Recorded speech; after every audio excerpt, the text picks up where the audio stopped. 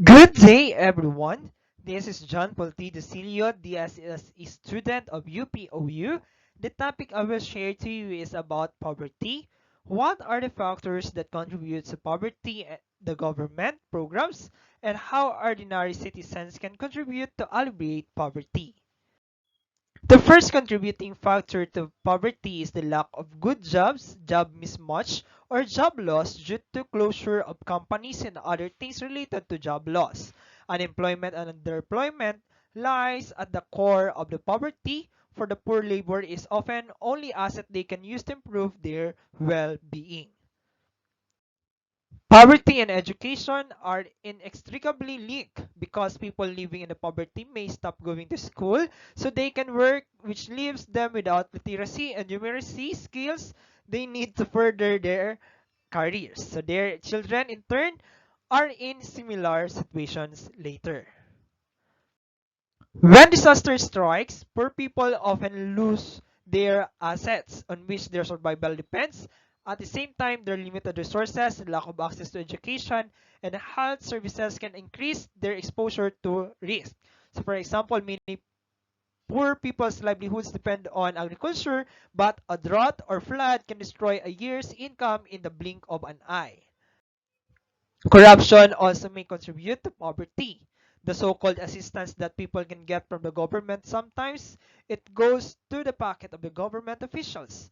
The links between the corruption and poverty affect both individuals and businesses, and they run in both directions. Poverty invites corruptions, while corruption deepens poverty. Whether it's gender discrimination or racism or other forms of social injustice, poverty follows. People who are victims of social injustice struggle with getting a good education, the right job opportunities, and access to resources that can lift them out of poverty.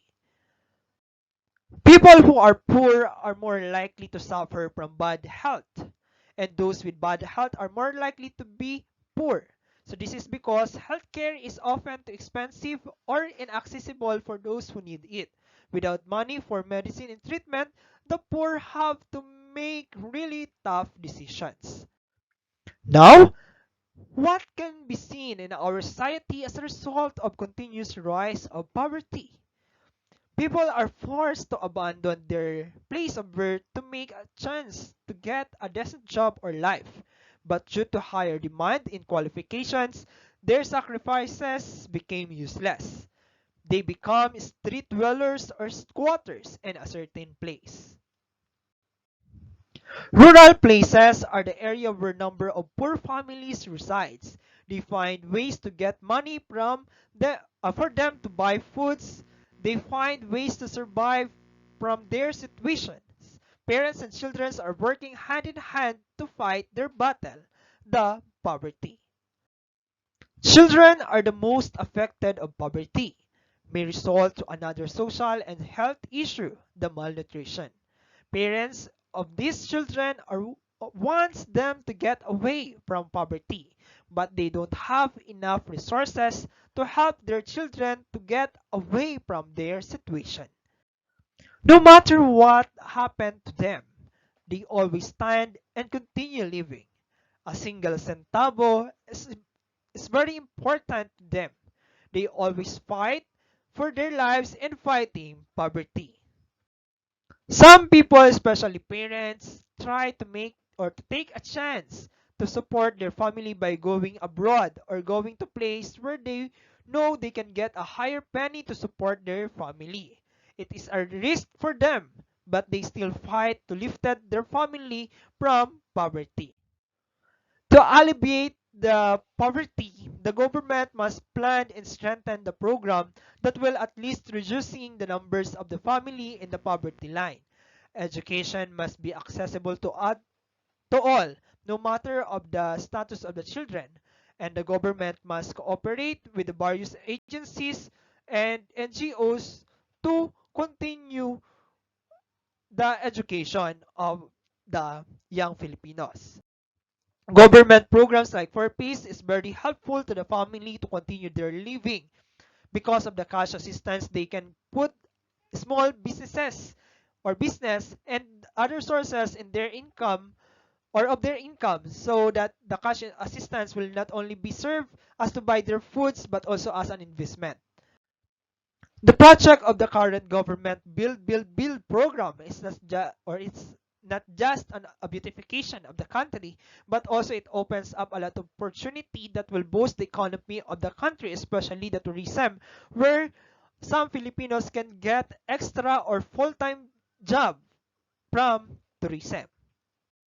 The government must also strengthen the agriculture, where the majority of Filipinos are our primary source of income lies in agriculture.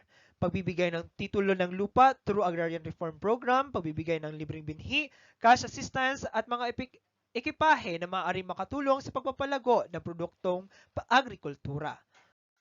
Youth can be active in promoting poverty alleviation by joining civic organizations, cooperations to the advocacies of the different civic organizations, and making steps to make a programs to alleviate poverty and help the poor. Active participation of the youth will not only be beneficial to the organization, but also it will be beneficial to themselves as they continue their professional development.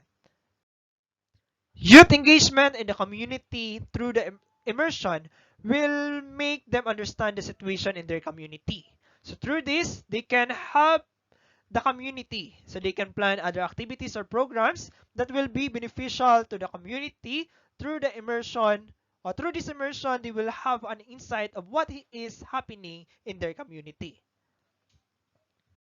As young citizen, we can promote small livelihood production.